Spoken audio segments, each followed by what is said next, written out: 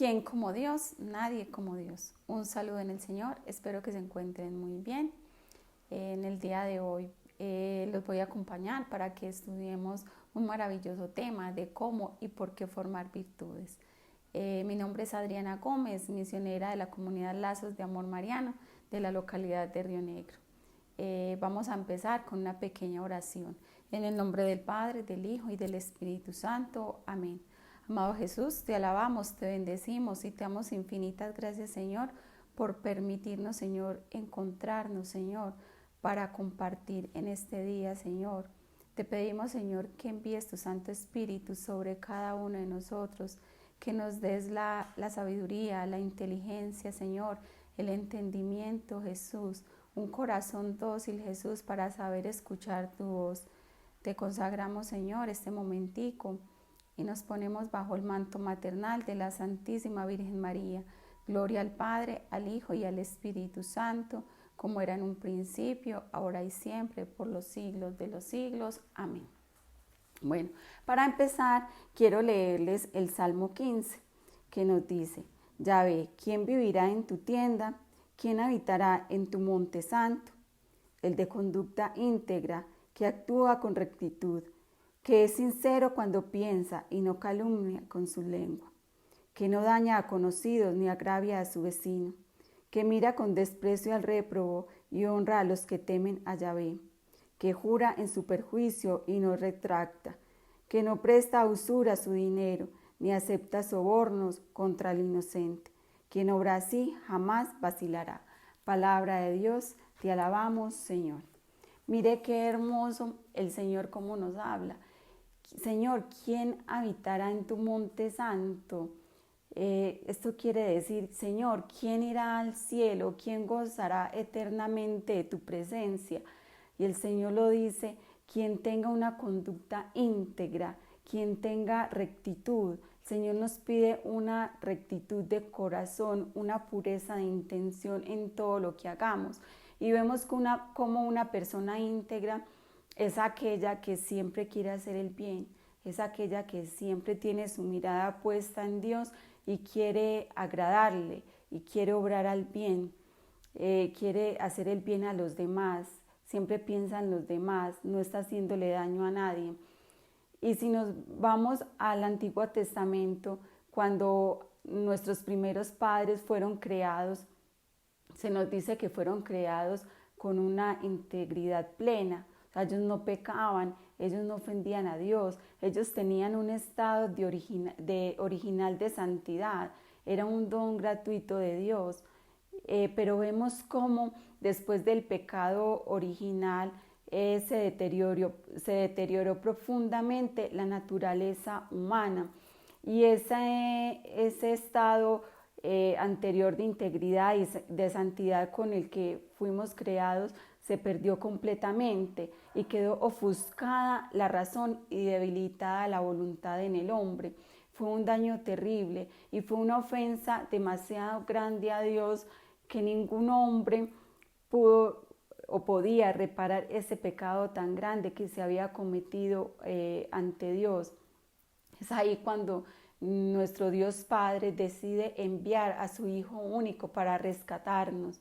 Y mire qué bonito lo que nos dice el catecismo, que todo esto es una prueba de amor de Dios, el enviar a su Hijo único para rescatarnos.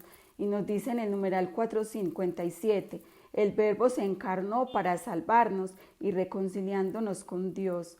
Dios amó y nos envió a su Hijo como propiciación por nuestros pecados. El Padre envió a su Hijo para ser Salvador del mundo. Él se manifestó para quitar los pecados. Y nos dice San Gregorio de Niza: nuestra naturaleza enferma exigía ser sanada, desgarrada, ser restablecida, muerta, ser resucitada. Habíamos perdido la posesión del bien, era necesario que se nos devolviera. Encerrados en las tinieblas, hacía falta que nos llegara la luz. Estando cautivos, esperábamos un Salvador, prisioneros, un socorro, esclavos, un libertador. No tenían importancia estos razonamientos, no merecían conmover a Dios hasta el punto de hacerle bajar hasta nuestra naturaleza humana para visitarla, ya que la humanidad se encontraba en un estado tan miserable y tan desgraciado. Ya por el pecado original nosotros merecíamos la muerte eterna, la condenación eterna. Y es ahí cuando nuestro Señor Jesucristo viene y da su vida en una cruz para reconciliarnos con su Padre. Él viene a pagar el peso de nuestro pecado. Él viene para darnos nuevamente la posibilidad de regresar al paraíso, de regresar al cielo, ese lugar que perdimos por el pecado original. Pero ya depende de nosotros, de nuestra vida, poder regresar allí. Dios nos da ese libre albedrío y es por eso que es tan necesario practicar las virtudes, ¿cierto? Llegar a Dios y tratar de cada día ir perfeccionándonos y llegar a anhelar nuevamente estar con el Señor. Dice en su palabra que sin santidad nadie verá al Señor. Entonces, qué importante empezar a trabajar ese camino de virtudes y hacer que estas virtudes cada día se vayan robusteciendo y poderlas practicar de una mejor manera. Pero nos podemos preguntar, ¿cómo lo podemos hacer? Si nuestra naturaleza por el pecado original quedó debilitada, quedó tan inclinada al mal, ¿cierto? Muchas veces queremos hacer el bien y terminamos haciendo el mal. A veces nos faltan fuerzas. ¿Cómo hacemos? ¿Cómo lo lograremos? Bueno, para empezar podemos estar muy alegres porque Dios siempre está con nosotros. Dios es un Dios de amor y Dios siempre nos envía ayuda. Él siempre camina con nosotros y nos da grandes muestras de su amor. No estamos solos en este caminar. Él nos va a ayudar para poder fortaleciendo las virtudes, para ir logrando ser santos, ¿cierto? El primer regalo que Dios nos regala es a través del sacramento del bautismo, cuando el Señor a través de este sacramento borra la mancha del pecado original y nos hace hijos suyos. ¡Qué hermoso! Empezamos a ser hijos de Dios. Es cuando Dios viene y restaura nuestra dignidad, ¿cierto? La restaura a través de su muerte en cruz y la restaura a través también del bautismo, el sacramento del bautismo, donde nos hace sus hijos, nos da la posibilidad de empezar de nuevo porque recuperamos la gracia que se había perdido. Queda en nosotros la debilidad o la concupiscencia de la carne a causa del pecado de Adán y Eva. Y lo vemos claramente, nuestra vida siempre es un combate espiritual. Siempre estamos luchando entre el bien y el mal. En nuestro interior siempre hay esa lucha entre el bien y el mal. Pero qué bonito, a través del bautismo Dios también nos regala las virtudes teologales, que son la fe, la esperanza y la caridad. Virtudes muy necesarias para empezar este camino en gracia de Dios y hacia la santidad. Entonces vamos a ver qué es una virtud. Una virtud es un acto bueno, ¿cierto? Una persona virtuosa siempre está queriendo agradar a Dios y hacer el bien, ¿cierto? O sea que la virtud son los hábitos buenos, así como los vicios son hábitos malos. Y existen dos clases de virtudes, las virtudes naturales y las virtudes sobrenaturales. Las virtudes naturales son virtudes puramente humanas. Algunas personas las pueden recibir en el momento del nacimiento, ¿cierto? Pero la mayor parte de las veces las virtudes naturales son adquiridas con nuestro esfuerzo, con nuestra lucha, ¿cierto? Entonces esas son las virtudes naturales. Y las virtudes naturales pertenecen al orden de la gracia. Nadie las trae al nacer, ni tampoco nadie las puede adquirir en su vida. Dios las da hechas. Por eso se llaman virtudes infusas, porque Dios nos las regala. Dios nos las da ya listas, ¿cierto?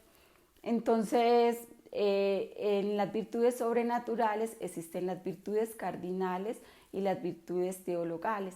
Las virtudes cardinales son justicia, fortaleza, templanza y prudencia. Y las virtudes teologales vienen directamente de Dios, que ya las habíamos dicho, que las recibimos en el sacramento del bautismo, que son la fe, la esperanza y la caridad.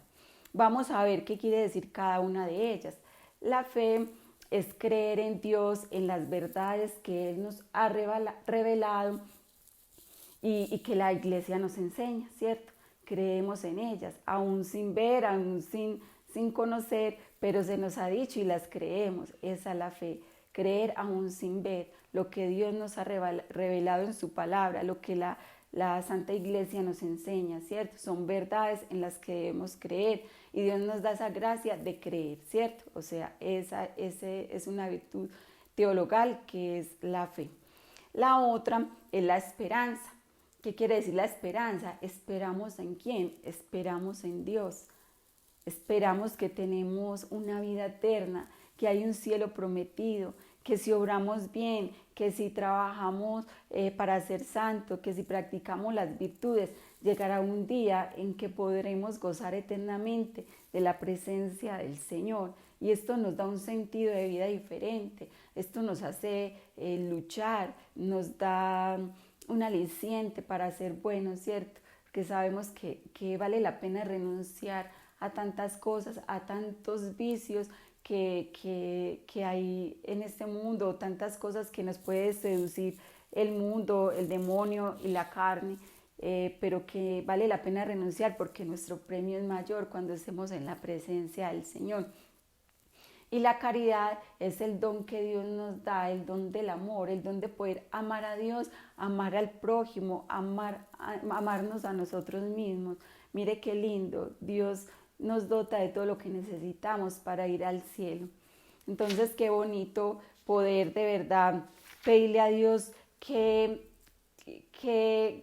o sea, que cada día permita que podamos crecer en virtud, que podamos ir trabajando y gracias a estas virtudes sobrenaturales podemos ir también adquiriendo las virtudes naturales. Algo muy importante y que se nos habla acá en el librito de las virtudes y los vicios de Concepción Cabrera de Armida, nos dice la importancia de la gracia santificante, de estar siempre en gracia de Dios, confesaditos, recibiendo sacramentos, estar sin pecado mortal. Porque acá lo dice ella, se reciben esas virtudes cuando se recibe la gracia santificante. Se conservan mientras se conserva la gracia. Se pierden si se pierde la gracia santificante. Es decir, si el alma comete un pecado mortal. Ella nos habla ahí de las virtudes sobrenaturales, que para poderlas tener es necesario estar siempre en gracia de Dios. Las virtudes de la fe, de esperanza, son las únicas que pueden permanecer en el alma muerta a la vida de la gracia, y aún las perderán también si cae en la incredulidad y en la desesperación. Dios puede devolver a los pecadores las virtudes que han perdido y se las devuelve en efecto con la gracia santificante cuando reciben su perdón. Es de notar que las virtudes naturales no mueren por el pecado como las virtudes sobrenaturales. Qué importante es estar en gracia de Dios. Y realmente cuando estamos en gracia de Dios se nos hace más fácil crecer en virtud. Si lo comparamos con nuestra salud, uno si está bajito en defensas y le dicen que llegue a un salón donde hay varias personas enfermas, con gripa, con enfermedades contagiosas, y uno llega bajito de defensas, ¿qué pasa? Se nos van a pegar todas esas enfermedades, ¿cierto? Asimismo pasa en el campo espiritual. Si nosotros no estamos en gracia de Dios, si no estamos orados, mortificados, ¿cierto? Si no estamos cerquita de Dios, vamos a estar bajitos de defensas. Entonces, ¿qué pasa? Llegamos a un mundo donde se nos ofrece de todo, toda clase de placeres, ¿cierto? Ahí está el mundo, el demonio y la carne siempre seduciéndonos y estamos bajitos en defensas, caemos en toda clase de vicios. Entonces, es muy importante estar en gracia de Dios y muy orados y muy mortificados para poder resistir a las acechanzas del enemigo. Bueno, ahora también quería decirles cómo vamos a vencer esos vicios que cada uno de nosotros tenemos, ¿cierto? Lo más importante a la hora de uno combatir una enfermedad, ¿cierto? Es tener un buen diagnóstico. asimismo nosotros debemos tener el conocimiento de nosotros mismos. Cada uno de nosotros tenemos un poquito de todos los vicios, pero siempre hay uno que va a ser el defecto dominante o el vicio dominante en cada uno de nosotros.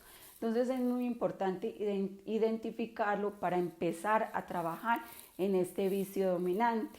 Por decir, si mi vicio dominante es la pereza, entonces, ¿cuáles son las características de una persona perezosa? Le cuesta levantarse temprano, le cuesta llevar de pronto un cronograma de trabajo, de pronto lo incumple, ¿cierto? No es puntual en entregar esos trabajos o no es puntual al llegar a una cita. O sea, detrás de la pereza vienen cosas que realmente afectan a nuestra propia vida, a nuestro propio desarrollo personal. Entonces, ¿cómo vamos a empezar a trabajar? Entonces, se hace un plan de trabajo y se propone uno a cumplirlo. Bueno, entonces cuando me despierte, me levanto inmediatamente de la cama, hago un cronograma de las actividades del día y me propongo a cumplirlas. Y también trataré de ser puntual en lo que se me pide.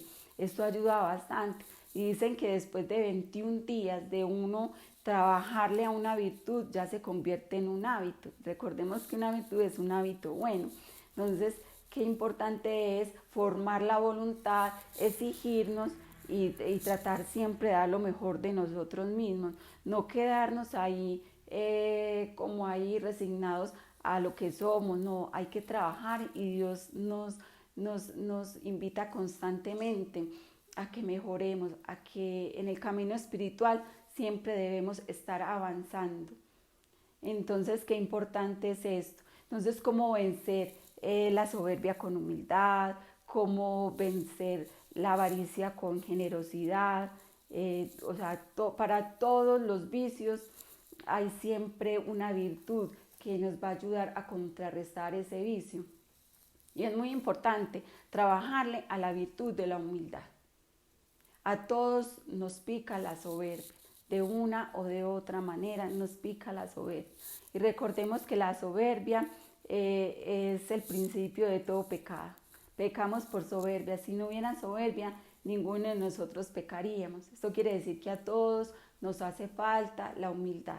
Hay que pedirle al Señor esta gracia, porque recordemos, podemos hacer un plan de trabajo, podemos poner el empeño en nosotros mismos para vencer un vicio, pero si no estamos orando, si no estamos mortificando, si no estamos viendo vidas de santos, que ellos nos enseñan bastante acerca de las virtudes, si no estamos meditando la palabra de Dios, que nuestra vida sea una imitación de la vida de Cristo. O sea, tenemos muchas ayudas espirituales, ¿cierto? Yendo a Eucaristía, recibiendo el cuerpo y la sangre de Cristo, estando ahí postrados ante Jesús de Eucaristía. Así vamos a lograr alcanzar las virtudes que necesitamos para ir al cielo, ¿cierto? Entonces, asimismo, hay que pedirle al Señor allí de rodillas: Señor, ya conozco mi defecto dominante, conozco mi vicio, Señor, te lo entrego, Jesús. Una oración humilde, reconociendo ante Dios nuestra nada, lo que nos hace falta, reconociéndonos pobres, débiles, pecadores. Señor, yo sola no puedo, necesito de ti. Dame la gracia, Señor, de adquirir esto que me está haciendo falta. Con total certeza sé que el Señor nos ayuda. Sé que el Señor nos ayuda y nos presentará ocasiones para que podamos ejercitar esa virtud que le estamos pidiendo. Pero todo es de la mano de Dios, porque nosotros solos no podemos. Por nosotros mismos no podemos tener ni siquiera un buen pensamiento. Todo depende de Dios, pero Dios cuenta con nuestra libre voluntad. Digámosle al Señor: quiero, Señor, aquí está mi corazón. Lo abro de par en par, Señor, para que tú obres en él. Entonces Jesús nos va a ayudar. Y como les venía diciendo, practicar mucho la virtud de la humildad. Se dice que la humildad es como una raíz. La raíz de un árbol o de una planta, todo el mundo la pisa. La raíz no tiene vida, la raíz no tiene color, la raíz no brilla, la raíz parece que no sirviera pues como de mucho porque está oculta, ¿cierto? Bueno, entonces así como la raíz pasa oculta, desapercibida y parece que no tuviera importancia, pero realmente la raíz cumple un papel fundamental y es nutrir las hojas, el tallo, ¿cierto? Le da vida al resto de la planta, hace que florezca la planta. La raíz realmente es muy importante, así sea pisada, así esté oculta entre la tierra. La raíz cumple un papel fundamental en la vida de la planta. En el campo espiritual, la humildad es la raíz de todas las virtudes. O sea, si formamos bien esta virtud de la humildad, pueden florecer en nosotros más fácilmente todas las virtudes, ¿cierto? Y vemos como una persona humilde nunca busca el primer lugar, no busca aplausos del mundo, solamente busca agradar a Dios. Una persona humilde es sencilla, pide perdón fácilmente, reconoce sus errores, ¿cierto? Entonces hay que pedirle a Dios esta gracia de poder ir creciendo en humildad para que así las demás virtudes florezcan más fácilmente en nuestra vida. Gran ejemplo de humildad tenemos a nuestra Madre, la Santísima Virgen María. Recordemos que por su humildad ella logró aplastar la cabeza de Satanás. Qué importante es. Recordemos que al humilde todo mundo lo quiere. En cambio, pues al soberbio nadie lo quiere. Entonces, qué bonito pensar en esta virtud tan hermosa. Podemos escuchar unas prédicas que hay en YouTube del Santo Cura de Ars, donde hablan de esta hermosa virtud y cómo una persona humilde es tan grata a Dios. Entonces, para adquirir las demás virtudes, trabajémosle fuertemente a la virtud de la humildad. Y vamos ahora a meditar sobre las 10 principales virtudes de la Santísima Virgen María, cómo podemos aprender de ellas y cómo podemos pedirle a ella que nos dé esa gracia de crecer en santidad, de ir adquiriendo cada día las virtudes que nos lleven hacia su Hijo Jesús. Entonces la primera virtud es la humildad profunda. La Santísima Virgen María dijo, he aquí la esclava del Señor. Y un esclavo no tiene nada para sí mismo. La Santísima Virgen María reconocía perfectamente que todo lo que ella tenía era un regalo de Dios. Ella no se engrandecía ni se aplaudía por lo que ella era. Reconocía y vivía agradecida completamente con el Señor. Entonces mire qué lindo, la humildad de la Santísima Virgen María, la fe viva. Ella siempre estaba confiada en Dios. A pesar del sufrimiento, a pesar de las luchas de cada día, siempre confiaba en Dios, conocía plenamente a Dios. Entonces vivía ese abandono y esa fe y esa confianza en Él. La obediencia ciega. María siempre confiaba ciegamente en Dios y estaba sometida a la autoridad de Dios. ¿Cierto? Todo, así no comprendiera muchas cosas, todo lo guardaba en su corazón. Siempre estaba pronta a obedecer, a escuchar esa voz de Dios Padre. La oración continua. La Santísima Virgen María meditaba constantemente las palabras de su Hijo Jesús, meditaba acerca de las obras que Él hacía en esta tierra. Ella conocía plenamente las Sagradas Escrituras y meditaba constantemente en ellas, ¿cierto? Y hablaba permanentemente con Dios. Acá hay un libro donde nos describe perfectamente esto que hacía la Santísima Virgen María. Nos dice, y qué hablar de su sobriedad en el comer y su avidez para imponerse nuevos deberes. En esto sobrepasaba los límites de la naturaleza. En aquello apenas concedía a la naturaleza lo necesario. En el cumplimiento de los deberes no se permitía ningún descanso. En cuanto al alimento, multiplicaba los ayunos. Cuando se alimentaba, su sustento era de los más sencillos, apenas suficiente para mantener alejada la muerte, pero lo bastante como para calmar el apetito. No buscaba el sueño sino cuando ya no podía continuar la vigilia. Y aun cuando su cuerpo descansaba, el espíritu estaba activo, pues frecuentemente repasaba en sueños cuanto había leído en las Sagradas Escrituras, o bien, interrumpiendo a menudo el descanso, continuaba los trabajos comenzados, seguía los ya preparados o comenzaba otros nuevos. Mire qué bonita, la vida de la Santísima Virgen María fue una oración continua. Aún dormida ella oraba. Y la quinta virtud de la Santísima Virgen María es la mortificación universal. Lo vemos en esta lectura. Comía lo suficiente para no morir de hambre, ¿cierto? No se concedía lujos, era sobria en el comer, en todo. Entonces buscaba estar mortificadita, se ponía nuevos trabajos, empezaba otros nuevos. Nos muestra cómo es en nuestra vida, ¿cierto? Una vida de lucha, de mortificación. Y no solo la mortificación física, sino la espiritual. La Santísima Virgen María, cuánto sufrió en su corazón, tanto que una espada atravesó su corazón. El dolor de ver a su hijo lacerado, de ver a su hijo humillado, de ver a su hijo despreciado, fue un sufrimiento muy grande. Por eso ella es corredentora, cooperó con el plan de Dios. Pureza divina.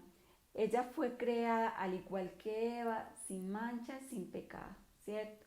Pero la Santísima Virgen María ganó méritos porque ella conservó su pureza.